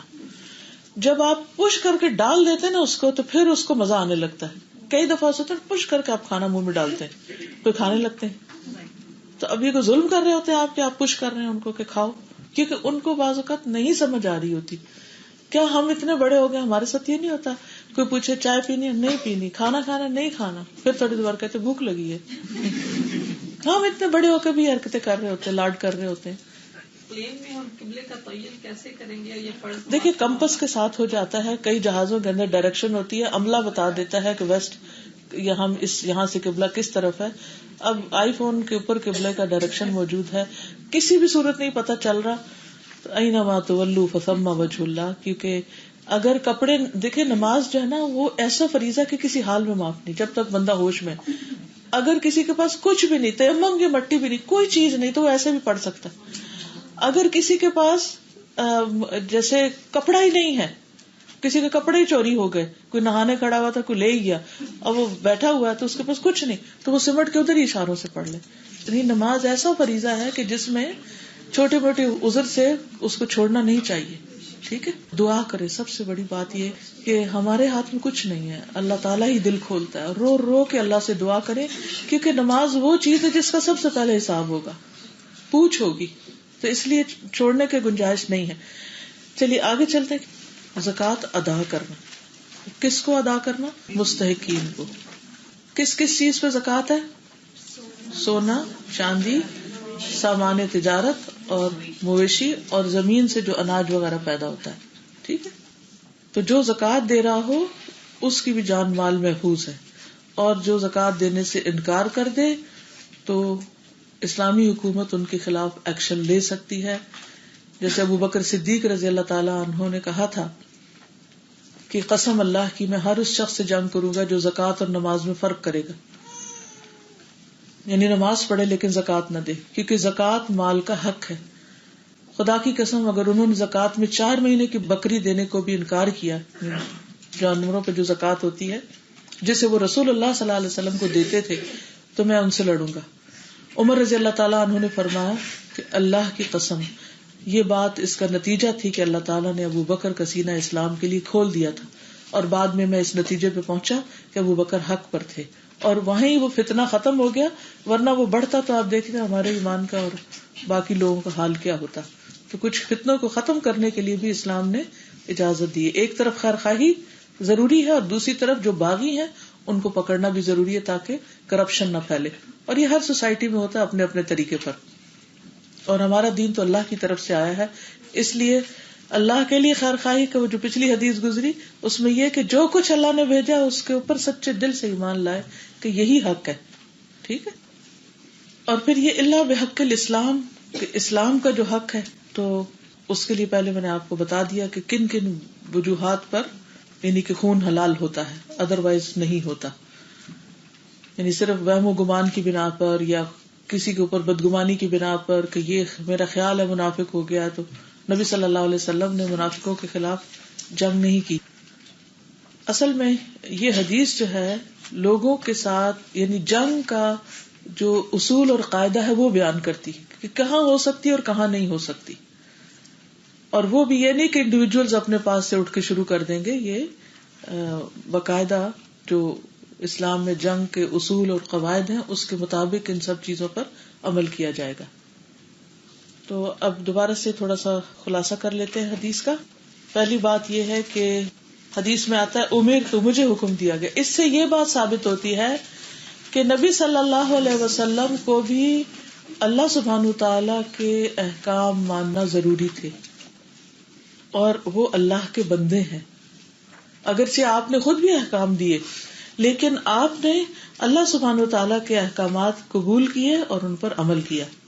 پھر اسی طرح اس انداز میں بات کرنا جائز ہے کہ someone said, this person says, that person said, اور نام نہیں پتا کہ کون کہہ رہا ہے. ویسے تو یہ ہوتا ہے نا کہ ہم کہتے ہیں کہ فلاں نے کہا, اس نے کہا, اس نے, لیکن بعض اوقات آپ کو کہنے والے کا نام یاد نہیں رہتا. تو اگر ہم اس طرح کہتے ہیں کہ کسی نے کہا, میں نے کسی سے سنا, یا اگر کسی بھی نہ کہے ہم کہیں میں نے سنا,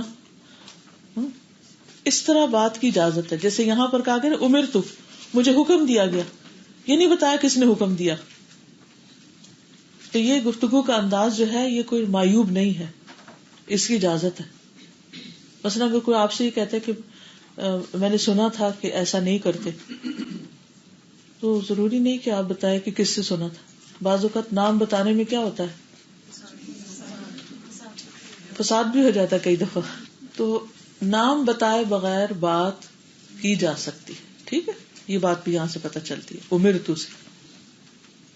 پھر اسی طرح یہ ہے کہ کسی کی جان لینا حرام ہے، منع ہے، لیکن ضرورت کے تحت واجب ہے.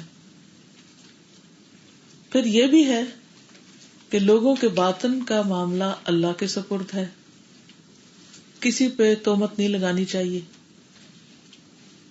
ظاہر کو دیکھ کے فیصلہ کرنا چاہیے. نبی صلی اللہ علیہ وسلم جب مقدمات کا فیصلہ کرتے تھے نا، تو بعض اوقات کچھ لوگ اپنا معاملہ ایسے بیان کرتے کہ آپ ان کے حق میں فیصلہ کر دیتے جبکہ وہ حق پر نہیں ہوتے تھے. تو رسول اللہ صلی اللہ علیہ وسلم نے فرمایا کہ تم لوگ میرے ہاں اپنے مقدمات لاتے ہو، اور کبھی ایسا ہوتا ہے کہ ایک تم میں دوسرے سے دلیل بیان کرنے میں بڑھ کے ہوتا ہے. کچھ لوگ بڑے ایکسپریسو ہوتے ہیں، بات کو ایسے بیان کرتے ہیں کہ وہ دوسرا مان جاتا ہے اس کو، چاہے وہ غلط ہی کہہ رہا ہو. تو آپ نے فرمایا پھر میں اس کو اگر اس کے بھائی کا حق غلطی سے دے دوں، یعنی فیصلہ اس کے حق میں کر دوں جو زیادہ چرب زبان ہے، تو وہ اس کو حلال سمجھتے ہوئے نہ لے کہ مجھے تو اللہ کے رسول صلی اللہ علیہ وسلم نے دے دیا ہے. اگر وہ اس طرح لے تو میں اس کو دوزخ کا ایک ٹکڑا دے رہا ہوں. تو اس سے کیا بات پتہ چلتی ہے کہ جج جو ہوگا وہ ظاہر کو دیکھ کے فیصلہ کرے گا، چاہے وہ فیصلہ غلط ہی کیوں نہ ہو. پھر اس کی پکڑ نہیں، وہ جو بھی اس میں سے ذمہ دار ہوگا، گواہی دینے والا، لینے والا وغیرہ وغیرہ، اس کے مطابق ہی ہر ایک اپنے کیے کا خود پائے گا. پھر ہم نے یہ پڑھا کہ توحید کا اس بات اس وقت تک نہیں ہوتا جب تک غیر اللہ کی نفی نہ کی جائے. سورۃ النحل 36 میں آتا ہے وَلَقَدْ بَعَثْنَا فِي كُلِّ أُمَّةٍ رَسُولًا أَنِ اعْبُدُوا اللَّهَ وَاجْتَنِبُوا الطَّاغُوتَ.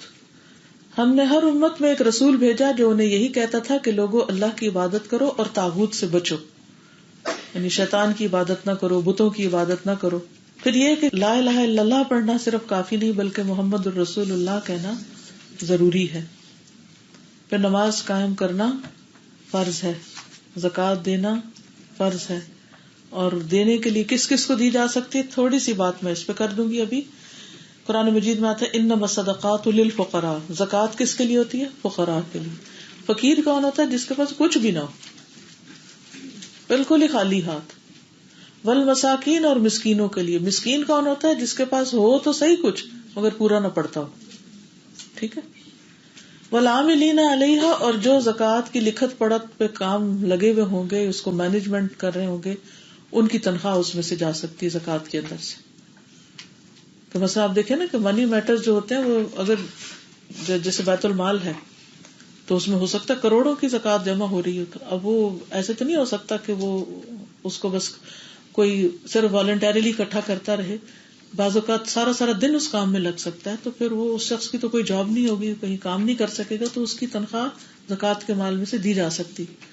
والمؤلفۃ قلوبہم، اور تالیف قلوب کے لیے، جن کے دلوں میں الفت ڈالنی مقصود ہے، یعنی جو لوگ مسلمان ہونے کے قریب ہیں اگر وہ ضرورت مند ہیں یا ان کا دل جیتنے کے لیے ان کو کچھ دے دلا دیا جائے تو وہ اسلام میں داخل ہو جائے، ایسے لوگوں پر بھی زکوٰۃ کا مال خرچ کیا جا سکتا ہے. پھر گردنیں چھڑانے میں، یعنی غلام ہے اگر تو ان کی آزادی کے لیے. اور تاوان بھرنے میں.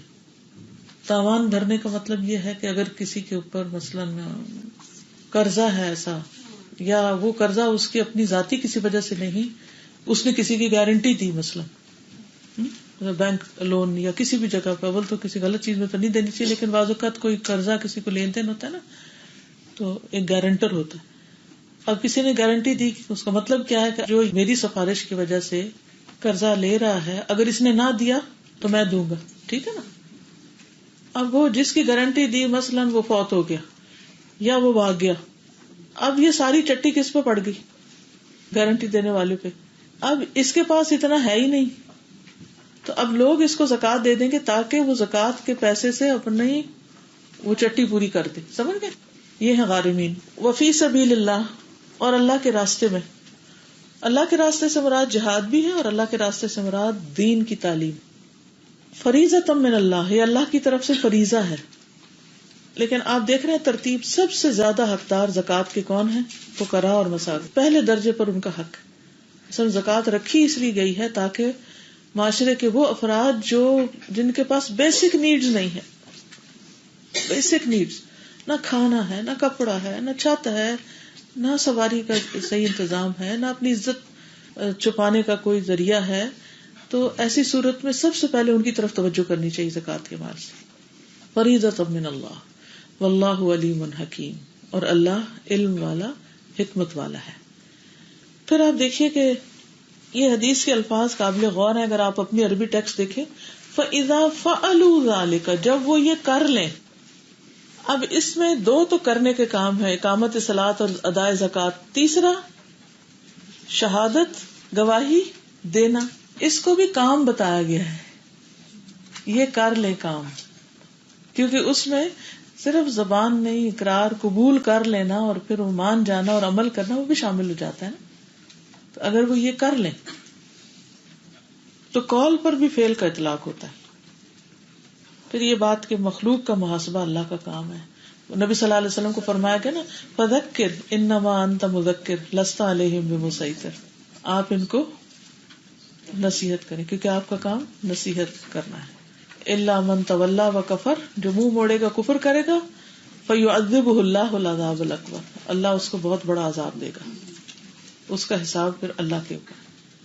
آخر میں بس تھوڑی سی اسلام میں جان و مال کی حرمت کا ذکر کروں گی، کیونکہ کل ہم نے پڑھا تھا دین و نصیحہ، اور آج ہم نے پڑھا کہ کس بنا پر خون حلال ہوتا ہے، اور آخر میں یہ کہ اس کے علاوہ کسی کا خون، جان یا مال یا عزت حلال کرنا بہت بڑا جرم ہے، جو کہ بہت سے لوگ اس جرم میں شریک رہتے ہیں. خود کو مسلمان بھی کہتے ہیں لیکن دوسروں کا کبھی مال لوٹ لیتے ہیں، کبھی جان کے ترپے ہو جاتے ہیں، اور عزت لوٹنا تو صبح شام کا وتیرہ بن گیا اور کسی کو بھی نہیں چھوڑا جاتا.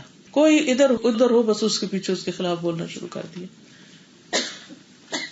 ابن عباس رضی اللہ عنہ سے روایت ہے کہ نبی صلی اللہ علیہ وسلم نے فرمایا، لوگوں میں سب سے زیادہ مبغوض، یعنی جس سے اللہ تعالیٰ بغض رکھتے ہیں، گرج رکھتے ہیں، 3 لوگ ہیں. نمبر 1، حرم میں ظلم کرنے والا. حرم کا کیا مطلب ہے؟ مسجد حرام یا مسجد نبی، اس میں کوئی کسی پہ ظلم کرے، زیادتی کرے. نمبر 2، اسلام میں جاہلیت کا طریقہ تلاش کرنے والے، یعنی مسلمان ہوتے ہوئے جاہلی طریقوں پر عمل کرے، انسان دور جاہلیت جیسے کام کرے. اور نمبر 3، کسی شخص کا خون ناحق طلب کرنے والا تاکہ اس کا خون بہائے. کسی شخص کا خون ناحق طلب کرنے والا، یعنی بغیر کسی وجہ کے کوئی کسی کے قتل کے پیچھے پڑ جائے، کسی کو مارنا چاہے. یہ شخص اللہ کو سخت ناپسند ہے. بعض اوقات لوگ دھمکیاں دیتے ہیں نا، تمہاری جان لے لوں گا، تمہاری مار ڈالوں گا، ختم کر دوں گا، وغیرہ وغیرہ. تو یہ ایسا کرنا اللہ تعالیٰ کے نزدیک سخت ناپسندیدہ کام ہے. رسول اللہ صلی اللہ علیہ وسلم نے فرمایا، ایک مسلمان کی ہر چیز دوسرے مسلمان پہ حرام ہے، اس کا خون، اس کا مال، اس کی عزت آبرو. ہم لوگ خون اور مال کو تو پھر چھوڑ دیتے ہیں لیکن عزت آبرو کو نہیں کرتے، تو وہ بھی تینوں چیزیں کٹھی بیان کی گئی ہیں. صحیح بخاری کی روایت ہے، ابن عمر کہتے ہیں کہ نبی صلی اللہ علیہ وسلم نے منا میں صحابہ سے مخاطب ہو کے فرمایا، تم جانتے ہو یہ کون سا دن ہے؟ سوال کیوں کرتے تھے آپ؟ تاکہ لوگ توجہ کریں. انہوں نے کہا اللہ اور اس کا رسول بہتر جانتے ہیں. آپ نے فرمایا یہ حرمت والا دن ہے. آپ نے پوچھا کیا تم جانتے ہو یہ کون سا مہینہ ہے؟ انہوں نے کہا اللہ اور اس کا رسول بہتر جانتے ہیں. آپ نے فرمایا حرمت والا مہینہ. پھر آپ نے پوچھا کیا تم جانتے ہو یہ کون سا شہر ہے، سٹی کون سا ہے؟ انہوں نے کہا اللہ اور اس کا رسول بہتر جانتے ہیں. آپ نے فرمایا یہ حرمت والا شہر ہے. پھر فرمایا بے شک اللہ تعالی نے تمہارے خون، تمہارے مال اور تمہاری عزتیں آپس میں تمہارے لیے اس طرح حرام کی ہیں جیسے تمہارے اس دن، اس مہینے اور اس شہر کی حرمت ہے. جب ہم حج کرنے جاتے ہیں تو ان دنوں میں کیا کرتے ہیں؟ ان جگہوں پہ احرام پہنتے ہیں. احرام پہن کے کیا کیا نہیں کرتے؟ ناخن بھی نہیں کاٹتے، بال بھی نہیں توڑتے، کنگھی نہیں کرتے اس ڈر سے کہ بال نہ ٹوٹ جائے. اتنے محتاط، کچھ ہو نہ جائے، اتنے کانشیس اور الرٹ. اور کیا کرتے ہیں؟ خوشبو نہیں لگاتے. پھر گھاس نہیں توڑتے, کسی جانور کو نہیں بگاتے, کسی کے ساتھ کوئی زیادتی نہیں کرتے, آرام سے رہتے ہیں. اس دن کی حرمت ہوتی ہے, اس جگہ کی ہوتی ہے, اس مہینے کی ہوتی ہے. تو آپ نے فرمایا مومن کا جان, مال, عزت اسی دن, مہینے اور اس جگہ کی طرح محترم ہے. جس طرح ان جگہوں کی رسپیکٹ کرتے ہو ایسے انسان بھی رسپیکٹ کے قابل ہے. اتنا ہی کانشیس رہو. سلسلہ صحیحہ میں آتا ہے, ایک اور حدیث ہے, عبداللہ بن عباس کہتے ہیں رسول اللہ صلی اللہ علیہ وسلم نے کعبہ کی طرف دیکھا, فرمایا تجھے مرحبا ہو, تو کتنا عظیم ہے, تیری حرمت کتنی عظیم ہے. ہم اس کی طرف پاؤں نہیں کرتے, اتنا ہمیں معزز ہے, محترم. لیکن ایک مومن کی حرمت اللہ کے ہاں تیری حرمت سے زیادہ عظیم ہے. مومن کعبے سے زیادہ حرمت والا ہے. اللہ نے تیری ایک چیز حرام کی اور مومن کی 3 چیزیں حرام کی ہیں. مومن کی 3 چیزیں حرام کی ہیں, اس کا خون, اس کا مال, اور یہ کہ اس کے بارے میں برا گمان کیا جائے, اس کے بارے میں برا سوچا جائے. لیکن آپ دیکھیں ہمارے دلوں کا حال کیا ہے کہ ہم دوسروں کے بارے میں نیگیٹولی سوچتے ہیں. پازیٹیو بعد میں سوچیں گے جب وہ ثابت کر دے گا, لیکن اس سے پہلے ہم اس کے بارے میں سنی سنائی باتوں پہ بعض اوقات نیگیٹولی سوچ رہے ہوتے ہیں. اس سے کیا ہوتا ہے کہ ہماری خوشیاں ختم ہو کے رہ گئی ہیں. جب ہمارے کے اوپر شک شروع کر دیتے نا, اچھا اس نے یہ کہا, اس کا یہ مطلب ہوگا, یہ ادھر جا رہا ہے, اچھا اس لیے کیا, وہ اس سے مل رہا ہے, یہ کیا بات کر رہے ہیں, ذرا پاس جا کے دیکھو. ہر وقت دوسروں کے بارے میں ill feeling, سکھ دل دماغ والے لوگ ہوتے ہیں ایسے, اور اپنے آپ کو ذلیل کر رہے ہوتے ہیں دوسروں کے بارے میں برا سوچ. اور جن لوگوں کا اپنی زندگی میں کوئی مقصد ہوتا ہے وہ کہتے ہیں جو مرضی کسی کا دل نہ کرے, ہمیں اس سے پرواہ نہیں, ہمارا اللہ حفاظت کرنے والا, بات ختم. وہ دوسروں کے بارے میں برا نہیں سوچتے. کسی سے ملیں گے خندہ پیشانی سے, ہے نا, دین اور نصیحہ, تو یہ دین کی پہچان ہے. کسی سے ملیں گے اچھے طریقے سے, کھلے دل سے. کوئی اس سے غلطی ہو جائے تو اس کو بینیفٹ آف ڈاؤٹ دیں گے, وہ بھول گیا ہوگا یا اس نے دیکھا ہی نہیں ہوگا, یا کوئی بھی وجہ اس کی بتا سکتے ہیں. لیکن یہ نہیں کہیں گے کہ اسٹنجی ہے, یہ ایسا ہے, یہ ویسا ہے, اس لیے اس نے یہ نہیں کیا. اچھا گمان. اور جہاں تک خون کا تعلق ہے, جندب بن عبداللہ کہتے ہیں رسول اللہ صلی اللہ علیہ وسلم نے فرمایا اگر کسی میں یہ ہمت ہو کہ وہ اپنے اور جنت کے درمیان مسلمان آدمی کے خون کی ایک لپ بھی حائل نہ ہونے دے, جسے وہ مرغی کے ذبح کرنے کی طرح بے قیمت سمجھ کے بہائے, تو ایسا کرے, کیونکہ وہ جب بھی جنت کے کسی دروازے پہ جائے گا تو اپنے اور جنت کے بیچ میں اس خون کو رکاوٹ پائے گا. یعنی پورا مارنا تو دور کی بات, اس کا خون اتنا بھی نہ بہائے کہ وہ اسے جنت میں جانے سے روکے. وہ تو آگے کھڑا ہوگا, کیسے جاتے ہو اندر, بتاؤ مجھے, کیوں میرے ساتھ زیادتی کی تھی. تو کسی کا کچھ چرانا, کسی کا مال یا کسی کا خون بہانا یہ کوئی معمولی کھیل نہیں ہے. اپنے ساتھ زیادتی, پھر کسی کا مال کھانا, بغیر اجازت اس کا مال ہڑپ کر لینا.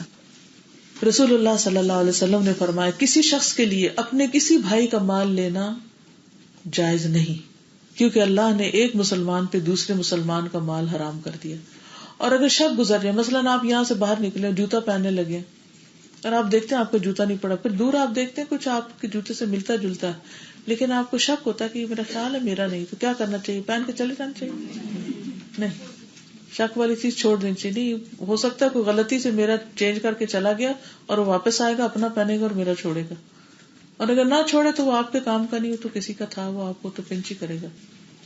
اور دوسرا غلطی میں پہن کے چلا گیا اور یہاں سے گیا دوسرے شہر یا ملک, اب وہ کہاں سے جوتا لوٹانے آئے, اب اس کی بھول ہو گئی, آپ کے لیے مشکل ہو گئی. تو اس میں یہ نہیں کہ ہم یہاں آئے ہیں, یہ اچھے اسلامی لوگ ہیں, تو جوتے چوری ہوتے ہیں, اور پتہ نہیں کیا کیا باتیں شروع کر دیتے ہیں, اور معاملے کی حقیقت نہیں پتا ہوتی کہ کسی نے بائی مسٹیک کوئی ایسی چیز کر دی. کیونکہ بعض اوقات ہم پتہ کہ جب جوتے پہنے باتیں کر رہے ہوتے ہیں اور ہم بالکل غور نہیں کرتے, ہم بس صرف اندازے سے نا نکال کے کوئی چیز پہن کے چل پڑتے ہیں. واقعی کچھ لوگ ایبسنٹ مائنڈیڈ ہوتے ہیں, تو بینیفٹ آف ڈاؤٹ دینا چاہیے کہ غلطی ہو گئی اس سے, لیکن ہم فوراً ہر ایک کو بیچ میں رگیٹ ڈالتے ہیں, اس کا یہ قصور ہے, اس کا یہ, اس کا یہ, اس کا یہ. تو وہ جلن کوڑن اپنے دل پہ آتی ہے, کیا فائدہ. جو نقصان ہونا تھا وہ تو ہو ہی گیا. اب مال کا ہوا, ساتھ جان کا بھی کر رہے ہیں اور دین کا بھی کر رہے ہیں, تو یہاں سے ایک ایک نقصان جو ہے نا باقی نقصان کو ساتھ لپیٹ لیتا ہے. مستورد سے روایت ہے نبی صلی اللہ علیہ وسلم نے فرمایا جس نے کسی مسلمان کا ناحق ایک لقمہ بھی کھایا, ناحق تو اللہ تعالیٰ اسے اتنا ہی جہنم کا کھانا کھلائیں گے.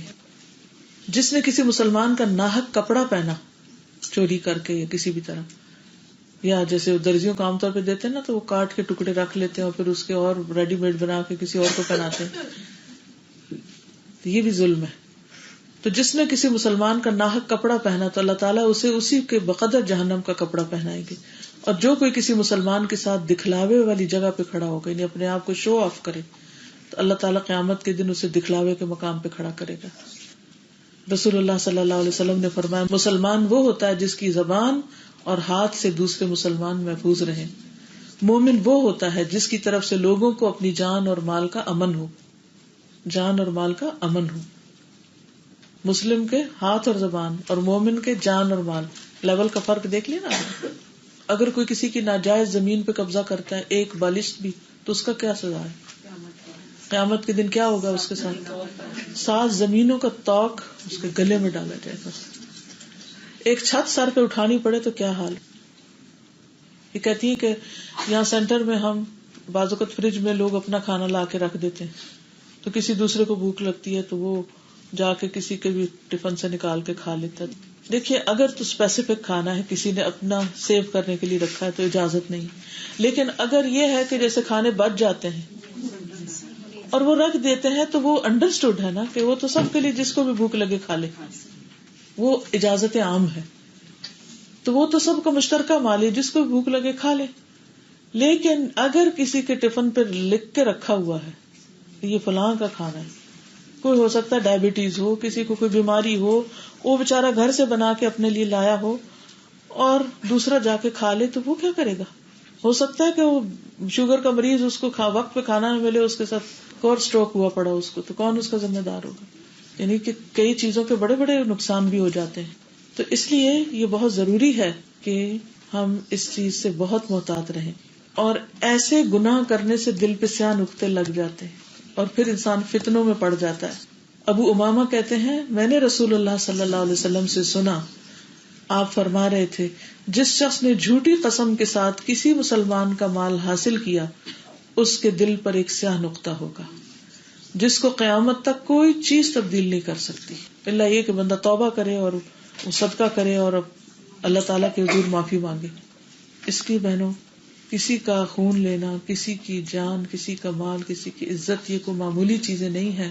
اور اس کے لیے بڑے قانون اور بہت پورا اسلام کا ایک سسٹم ہے کہ کب کس کی کس وقت جان لی جا سکتی ہے, اور وہ بھی انڈیویجولز کو نہیں اختیار دے دیا گیا, اس کا باقاعدہ پروسیس ہوگا اور وہ حکومت کی سطح پر چیز ہوگی, عوام کی سطح پر نہیں. کل بھی کچھ لوگوں نے اپنی پریشانیوں کا ذکر کیا تھا, مشکلات کا. یہ اس دفعہ ایک کتاب مجھے بہت ہی اچھی لگی تھی, تو پاکستان سے بھجوائی گئی تھی یہاں, مشکلات کا مقابلہ.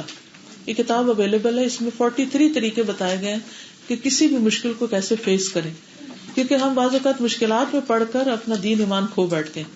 تو یہ قرآن و سنت کی روشنی میں اس میں دلائل دیے گئے ہیں, اور بہت ہی بہترین کتاب ہے. میں نے اس کو سبق پڑھا ہے, تھوڑا تھوڑا کر کے, تھوڑا تھوڑا. ہر انسان کی زندگی میں کوئی ایسی چیزیں ہوتی ہیں کہ جن کے ساتھ وہ اسٹرگل کرنا ہوتا ہے, تو پھر اللہ تعالیٰ کی طرف سے رہنمائی اگر مل جائے تو اور کیا چاہیے. تو اسٹال پر اویلیبل ہوگی, جو لوگ لینا چاہیں. حسن اخلاق بھی موجود ہے. جزاکم اللہ خیرا. سبحانک اللہم و بحمدک, اشہد ان لا الہ الا انت, استغفرک و اتوب الیک.